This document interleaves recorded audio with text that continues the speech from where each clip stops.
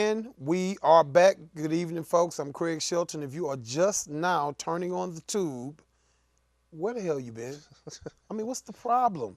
Don't you know 6 to 7 every Saturday?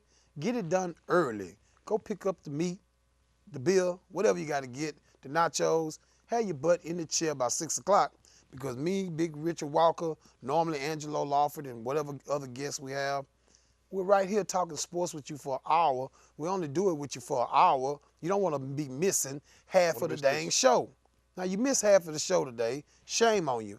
But you got 2 more segments, and I promise you, we will have some fun with it. We've been talking a lot of Rockets. Spent the entire first half of the show talking about the Rockets in general, but now we're going to focus on one Rocket, in particular, Chandler Parsons. But before we get into that, there was a question coming from Twitter from CEO for Show, and that's at CEO, the number 4, SHO on Twitter. Should give him a follow. And you could also comment on his question to him. He said, is it too early to get excited for the Rockets yet? Richard, I'll let you answer that question. Absolutely it is, because first and foremost, if you recall, back in, I believe it was 2007 or 2008, they had the 22-game win streak. Same environment, same type of atmosphere, same fan response. Not saying that this team won't be more successful than that team was, which got bounced in the first round, I believe it was by the Mavericks. Um, it's still too early to go ahead and start playing in a victory parade, folks, because you got to remember that the playoffs, again, is a completely different environment. You have other teams that are also, quote-unquote, talented as well. And you got teams above you that have experience. Experience is so critical in the NBA playoffs. You don't just walk in there and take away a series from these veteran teams that have been there before and have done it. All the teams that are ranked above them have been, at least the past 3 or 4 years, have been in crucial playoff series. And you got Oklahoma City and San Antonio has been to the finals recently. So, not saying that they can't, but don't hop on that horse just yet. Yeah, well, you know what? You can hop on the horse. I just don't know how you define. It depends on what you define. Is it too early to get excited? What what excites you? I mean, there's nothing if wrong you're with talking getting about excited. an NBA championship, a lot of work to be done. Yeah, exactly. Yeah, that's what I'm saying. Yeah. There's nothing wrong with being excited about your team being successful. This team's been down for a while. They're playing great now. They're the hottest team in the league right now. Of course, it's natural for you to be excited about that. But when you have people saying that we're going to be in the finals no matter what, you blowing off these other ridiculous. teams, that's ridiculous. Yep, no doubt. So, like I say, the Rockets get the big win last night over Indiana, 112-86 out at Toyota Center. Great game by the Rockets. It was all about that historic third quarter that people would be talking about for a very long time around this town. I can guarantee you that. It was just one of those moments last night. The building was electric.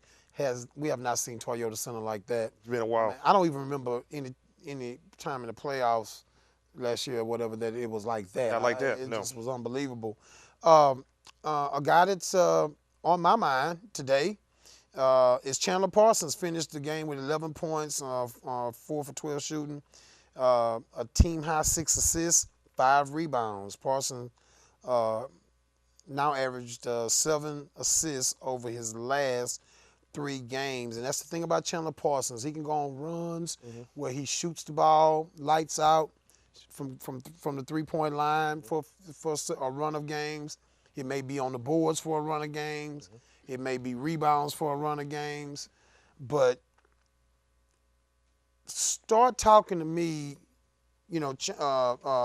start talking to me when you find yourself, averaging 20 points a game. Because great players can hit 20 out there. You didn't know that 3 great games in a row makes you great, Craig? You didn't know that? Well, so here we are, folks. I'm watching the Rockets in Orlando. I was talking to our intern, Philip, about this earlier as we sat here on the set. Philip is safely back with us. He spent last weekend in Mardi Gras in Galveston. He was not tasered.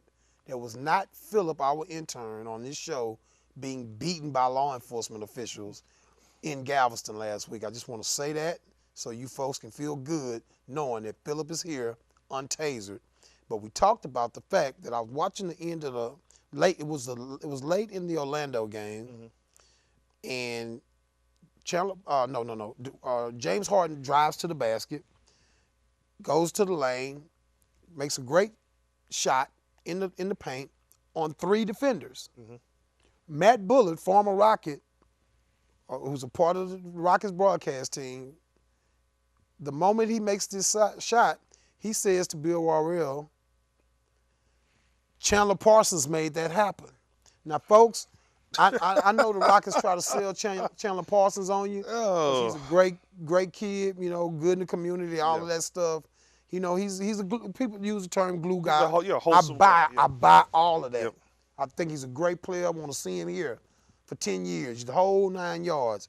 But stop trying to sell us that Chandler Parsons is damn J.J. Watt, because he's not. He's not. He's not that good. He's good. He's damn He's good. He's going to be great, Craig. But he's not great yet. And don't tell me when I see James Harden go to the basket and score on 3 defenders. Mm-hmm. How dare you tell me Chandler Parsons made that happen because he made a cut that disallowed his man to come over and defend Harden. That's ridiculous, man. I'm watching the game too, Bull. That was Bull. I mean, really. So me being me, I go out and jump out on Twitter in this emotional state instead of calming down and thinking. And I went to Facebook and Twitter almost simultaneously. Mm-hmm. I'll read you the Facebook post because you get more than 140 characters and you can speak your mind a little bit more. And this is what I hate about, what I love about you is what I hate about you on Facebook. Because when you read a post, whatever strikes that nerve in the post, that's everything. You don't read anything else in the post. Cut the rest of it off. You're through reading at that point. Yep. First post I sent, it says simply, I love Chandler Parsons' game.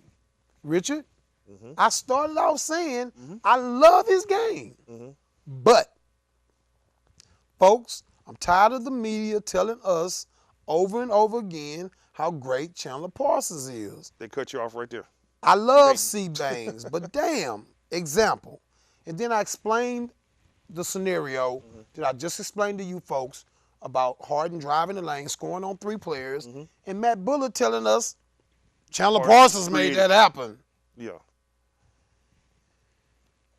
As far as I'm concerned, Chandler Parsons didn't do squat to make that play happen. I watched that with my own eyes, folks. And when I tell you that Chandler Parsons had nothing to do with that play, he didn't. You hating, Craig. He did a lot of good work that night. He didn't do anything on that play. You're hating. That's what they Chandler Parsons, folks, this season is averaging 16 points, almost 17 points, 16.7, 3.9 assists, almost 4 assists a game, 5.7, almost 6 rebounds per game.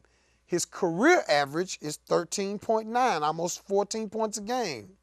His career assist numbers are 3.2, closer to 3 than 4. Rebounds, 5.2, closer to 5 than 6. Folks, these are not the numbers of a great basketball players. These are the numbers of a souped-up white Rodney McCray. Duh, I'm sorry. Get over it. I don't give a damn. You can wait on me in the parking lot. We can get on.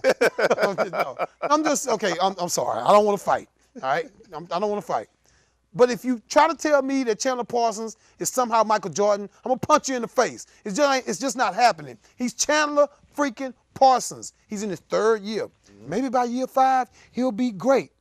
2nd tier great. Maybe. See, great NBA players, you pretty much know year 1 because they have some things that you just know we're not going to be able to deal with this kid. Right. He may not get the minutes as a rookie, but you knew the first time Tracy McGrady went baseline and dunked on you that oh boy, we're going to have to deal with this. He's a little different. Years. Yeah. I remember watching LeBron James his rookie year go against Tracy McGrady when Tracy was winning scoring titles in Orlando. And I remember watching LeBron put up about 30 and Tracy put up about 35 and Tracy walking over LeBron after that game, youngster. You know what I mean? It's no knock on Chandler Banks. No, it's not. There's a very small minority of people that can play the NBA game, period, let alone at an elite level so early or even an average level. Right. It's a very small fraternity of tall men on earth that excel at this game. Chandler Parsons is one of them. but he's not a great one. He's not a great one, folks. Not yet. And you just have to live with it. So now we go to the infamous Facebook comments coming to me. Y'all not Christian like people. All right. Now, I'm going to read to you the first 3 comments that I got.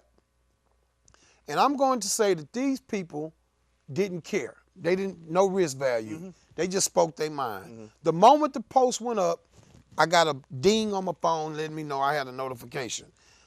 Paris Daniel, he's white, shoulder shrug. What? He is white. Hence, shoulder shrug. Sam Michael, Parsons is okay. It's just so uncommon for a white player to be very good in the NBA. This is a white guy making this comment, folks. They typically get more credit than they deserve. Wow. Sounds crazy, but it's true. Now, he got the sounds crazy part right. That's for damn sure. He for damn sure got the sounds crazy part right, because that sounds crazy. You're crazy. You're crazy. Sam, you're crazy. And you're white too. You're crazy. I think you're being politically correct. I think you agree with Sam like I do. The next comment came from Brandon Jonas. Shouldn't be like that, but I completely agree with Sam. For an American Caucasian to have as much success he has had is definitely not the usual. I'm a huge Parsons fan, but they do not praise him. No, he says, but they do praise him more than they should. Because he's white? At the same time, I'm glad he's on the team. So he gets kudos because he's white. Is that what this is what he's saying? Apparently, there are some white folks that think that white basketball players that excel might get a little bit more praise than they deserve because, hey man, listen, white people got a right to want to see white men jump. I mean, they do. Yeah. They got a right, just like we have a right to want to see Tiger win. We'll be right back.